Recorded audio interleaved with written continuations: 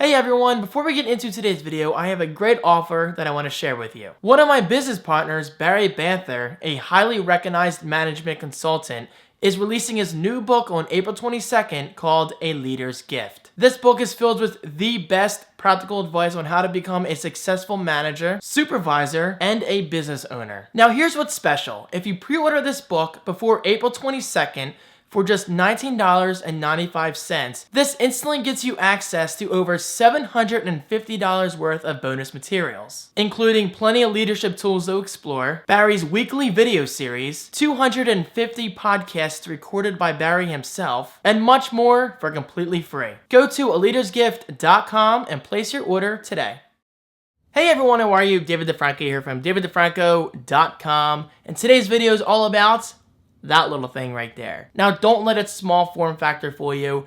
This late 2013 Mac Pro is an absolute beast. And that's exactly what today's video is all about. So let's talk about my first impressions. Now, the first thing I want to get out of the way, and this might not be important to everyone, but it's definitely important to me because, as you may know, my products don't only have to work well, but they also have to look nice, at least for the most part. And this late 2013 Mac Pro is no different than every other Apple product out there. The build quality is just insanely great. It feels great in the hands, and yeah, I realize you're not going to be holding this thing all day, but I found myself just standing there sometimes and just feeling it as it's exporting and rendering and all that stuff in Final Cut Pro 10. Because I gotta say, this thing does get extremely warm. Not warm to the point where you're going to burn your hands, but just warm to the point where it really feels good on your hands and you just can't help but rub it. And I know that sounds wrong, but that's actually what I've been doing. I love just holding and feeling the warmth and just blowing the airflow in your face, and just, it feels great. It really does feel great. So even though it does get quite warm, the Mac Pro still maintains an extremely quiet audible level via the thermal core. And speaking of the thermal core, I just gotta throw this out there. It's an engineering achievement. It does a great job at maintaining airflow while remaining quiet in the process, and I give the Apple team props for actually pulling it off. Now, to give you an idea of how quiet this thing really is, my external hard drives are just a bit louder. So if that doesn't say something, I don't know what will. Okay, so the new Mac Pro looks shiny, it may feel great in the hands, airflow is great, it's very quiet, but it honestly comes down to performance and what you'll be getting out of this machine in your regular workflow. So starting out in a general sense, I gotta say the Mac Pro is just ultra responsive all around. Scrolling within browsers is incredibly smooth now, and I realize that may not sound like a big deal, but believe me guys, coming from a 2006 Mac Pro to a 2013 Mac Pro, huge difference in such basic tasks, such as web browsing in Safari, opening Finder windows, rendering animation effects within OS X. Oh, by the way, to give you an idea of animations, let's just say Launchpad is like that. Time Machine, boom, like that. Incredibly smooth, no stutters whatsoever. Now let's talk about something interesting. Let's talk about Final Cut Pro 10. How much of a difference am I really seeing coming from my 2006 Mac Pro?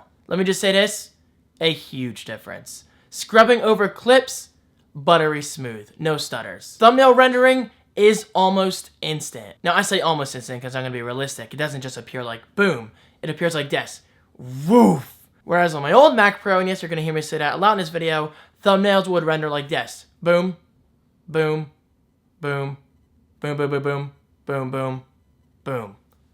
But nope, not on this machine.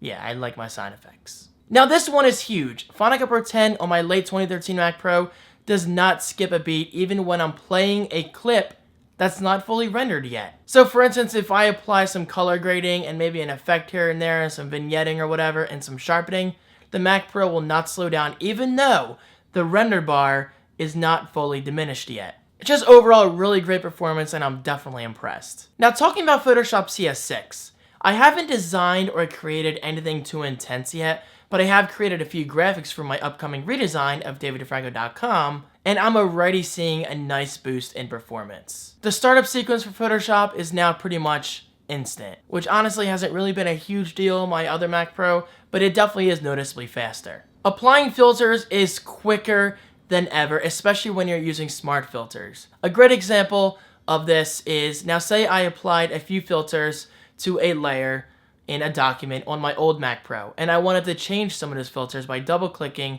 the Smart Filters little button within my Layers palette. It would normally take maybe 2 or 3 seconds to just show the dialog box. But on this Mac Pro, double-click, boom, it just happens. And what's nice is Photoshop CS6 does rely on the GPU, so the fact that I have dual AMD FirePro D700s with 6 gigabytes of VRAM each, that will definitely show later on in time as I work with larger documents. And that's it for now. I mean, I haven't really used Photoshop all that much, but obviously my performance differences will show over time. Alright, let's talk about Mavericks. This could easily be its own video, but I'm just going to go through this really quickly. Oh, and also keep in mind, I technically already have Mavericks installed on my, I believe, 2006 MacBook Pro that I got from Chris Perlow, but it runs not that great. But still, I gotta say, it is really nice to be able to use Mavericks on a daily basis on my primary worksheet. And that is a huge deal in my eyes, and it's already showing in my regular workflow. For instance, let's start out with Notification Center. I am loving Notification Center. The fact that I get Facebook notifications, Twitter notifications, email notifications, as well as many other notifications, all in the top right corner of my screen, that is just really convenient, and I definitely appreciate it. Now this next feature is a huge one, and I know a lot of other Mac users share my thoughts. And that is with independent displays finally taking advantage of full screen apps within OS X Mavericks. Now before Mavericks, if I wanted to go full screen on something like QuickTime Player or Safari, it would automatically take over that one display, as it should, but your secondary display, it would also go full screen, but with nothing on it. It would just show that stitchy pattern that Apple used to use. But that is no longer the case with Mavericks. So now I can have Final Cut Pro 10 in full screen, Safari in full screen, QuickTime Player in full screen, but my other display is not affected whatsoever. So for example, if I'm watching a video in full screen in QuickTime Player on my secondary display,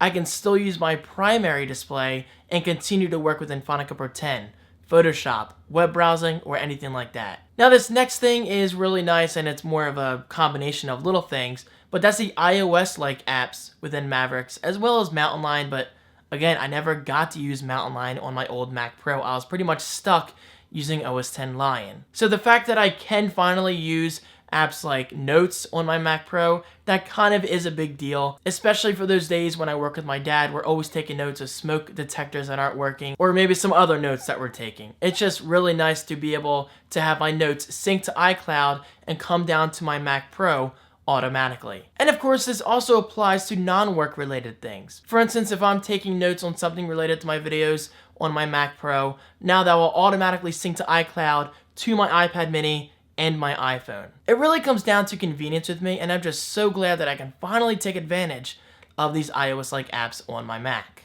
And of course, I'm just scratching the surface with Mavericks. I haven't even discussed tabbed finders and all that good stuff. But I will say I'm already finding tons of nice little subtle updates throughout OS X. And obviously there is so much more to explore, because let's face it, this really is only what, day 3 or day 4, day 5 of owning my new Mac Pro. Alright, this video is a little longer than I expected, so let's talk about my dual Asus PB278Q displays pretty briefly. I mean guys, what can I say? They're amazing. To have both monitors with each the resolution of 2560 by 1440, it's just incredible. It really is incredible, and it's already showing in my workflow. The fact that I can show more than ever within Photoshop, it's a huge deal. My viewer window within Final Cut Pro 10 is larger than ever. I can view more information than ever on my secondary display within Chrome and my Twitter timeline. The picture quality is really impressive. The displays are super bright. There are no onboard USB ports, which is the only downside, but that's not really gonna hurt me because I will be getting a USB 3.0 hub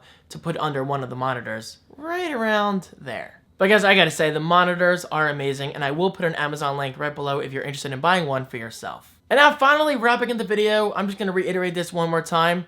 This is just the beginning, guys. I have barely scratched the surface of my new Mac Pro. I have tons of projects on the horizon, from my own personal website redesign, to my 5 videos a week that I'll be putting on YouTube, to client projects involving video edits, some word processing here and there, which I know is not intense, but that just goes to show you, having dual displays and this sheer power is really gonna benefit my workflow over time.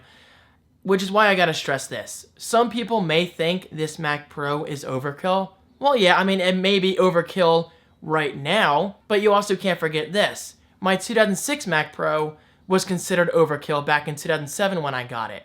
But eventually by the time 2009, 2010, 2011 came around, yeah, I mean, it began to show its age. So in my opinion, that's just a really important thing to keep in mind. What may seem like overkill now will definitely not be overkill a few years from now. And now with that said, I do plan on running some benchmarks eventually. I mean, I'll talk about that in a future video, whether in its own video or a weekend vlog, we'll see. But I will say this, I have more than enough power that will easily last me for years to come. It doesn't just come down to specs, it also comes down to the fact that I will finally be able to take advantage of many versions of OS X without having to limit myself like I did on my old Mac Pro. Because I essentially did jump up 2 generations from OS X Lion, I skipped Mountain Lion, and now I'm on OS X Mavericks. So I see my Mac Pro easily lasting me for at least 5 years. And of course I cannot forget all of this is happening because of you guys. I realize I've thanked you a million times already, but please know that your support does not go